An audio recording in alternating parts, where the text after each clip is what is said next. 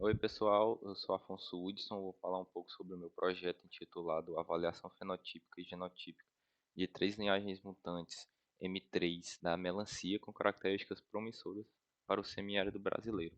O projeto foi realizado sob a supervisão, a orientação da professora doutora Ioná, bem como a orientação da doutoranda Deise Roseiro. Então, a melancia é uma importante cultura amplamente reconhecida e cultivada no mundo. Isso se deve principalmente às características do seu fruto, que é suculento, doce e com alto teor de água.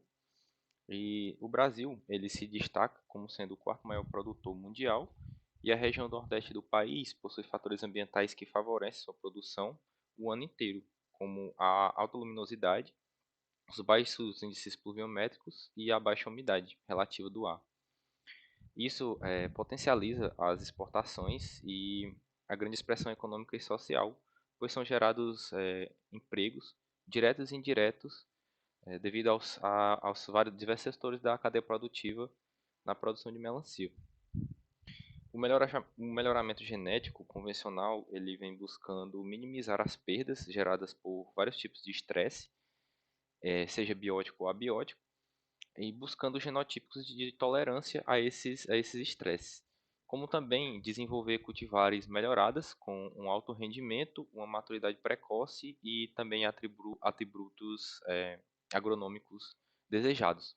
No entanto, o melhoramento convencional de cultivares pode levar até 12 anos para se estabelecer na população, e além disso, os processos de melhoramento convencional são limitados pela baixa diversidade genética das espécies cultivadas ou potenciais doadores de genes. Assim, desde o começo dos anos 20, outras abordagens têm sido exploradas para aumentar a variabilidade genética e acelerar o processo de mutação em safras de interesse. E um desses métodos é a irradiação por raios gama. As mudanças geradas e fixadas podem ser avaliadas mediante o uso de marcadores morfológicos e moleculares. E esses marcadores moleculares, eles representam variações em um sítio particular do genoma, o qual é herdado de maneira mendeliana e assim é fácil de ser testado e pode ser mantido através das gerações. A técnica ISSR, ela foi desenvolvida com base no princípio da PCR e já tem se reportado com metodologias efetivas para a detecção de alterações no DNA.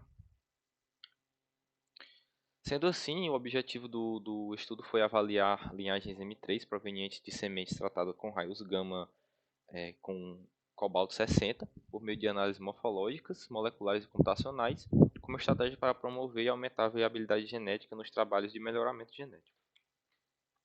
E para isso foi utilizada a seguinte metodologia. Primeiramente, as sementes foram irradiadas com cobalto-60, com raios gama para a indução de mutações, e foram cultivadas até a geração M3.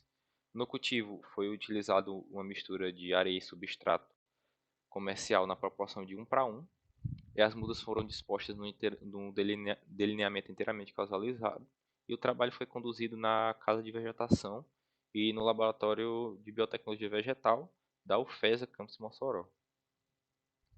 Após atingirem a geração M3, se deu início às avaliações da diversidade morfológica e a caracterização, que foram realizadas a partir de descritores morfológicos baseados nos documentos publicados pelo IPGRI nos três estágios fenológicos, como o estágio de muda, floração e maturidade.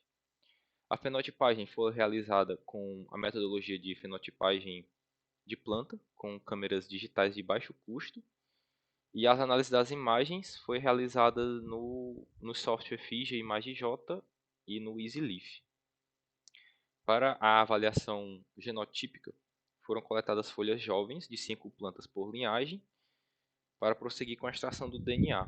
O método de extração utilizado foi o estabelecido por Doyle e Doyle em 1990, e as amostras foram diluídas e padronizadas na concentração de 10 nanogramas por microlitro. Após isso, as amostras foram submetidas à reação de PCR com diferentes primers e SSR. E os produtos da PCR foram submetidos à eletroforese em gel de agarose a 2%, curados com brometo de etídio em tampão TBR. com posterior visualização no fotodocumentador. A dissimilaridade genética entre as liagens coletadas foi calculada a partir do complemento de coeficiente de Jacquard, e as análises de agrupamento dos acessos foi feito pelo método de Upugman.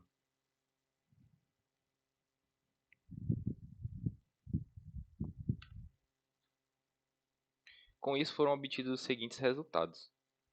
A linhagem 318 apresentou a maior diversidade de características distintas dos demais grupos, e no geral elas eram plantas menores, com folhas recurvadas fora do padrão da espécie e frutos menores também, porém com mais segmentação e com mais dia de floração.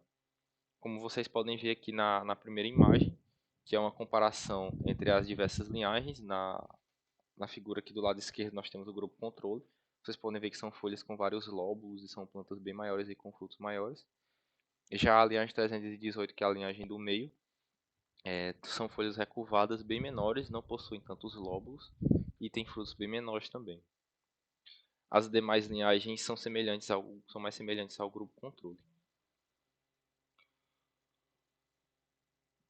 A linhagem 413, ela possui grande parte das características morfológicas semelhantes ao grupo controle, e a linhagem 495. Vale ressaltar que a 403 atingiu maior média referente ao peso do fruto, que foi de 235, apesar de não apresentar divergência estatística entre a linhagem 495. Com relação à linhagem 495, ela obteve destaque com o menor Brix, que é a medida do teor de açúcar do fruto, e também foi observado a maior média de comprimento entre os nodos dos ramos. Vocês podem ver aqui mais detalhes dos dados morfológicos coletados nessa tabela. As letras diferentes elas indicam significância estatística diferente, e os números e asterísticos diferentes indicam significância estatística diferente também, com P igual a 0,05.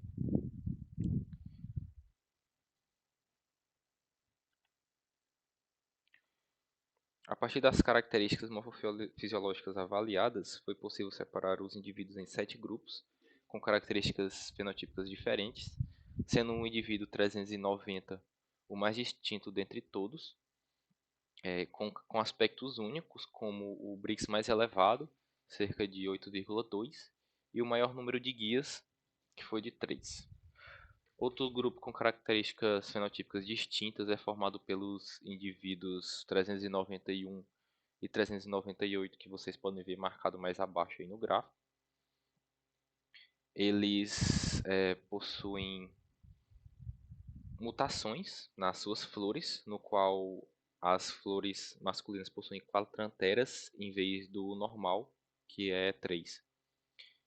E o grupo formado pelos indivíduos 344, 351, 417 e 428 possuem alguns atributos semelhantes, como o tamanho do ramo principal, que se deu por volta de 116, a largura do ramo, que foi por volta de 4,5, e a cor da pulpa, que foi vermelha. Já com relação às análises genotípicas, foram testados 11 primers, apenas o 4 apresentou bandas polimórficas, indicando que foi o único capaz de diferenciar os indivíduos possíveis mutantes do tratamento testado. Como vocês podem ver aqui nessa figura, os números sobre os postos representam os indivíduos, o C representa o grupo controle, o P seguido do número representa o prime testado, e o M é o marcador de peso molecular. E esse círculozinho laranja são as bandas polimórficas que o prime apresentou. No caso, só o 4 obteve, essas duas aqui de baixo, com também a falta de duas bandas no 419. Os demais indivíduos dos outros primes foram bem semelhantes, o que indica que não foram capazes de identificar e diferenciar os indivíduos. Alguns também não tiveram resultado da amplificação. Referências: Obrigado pela atenção e estou aberto a dúvidas e sugestões.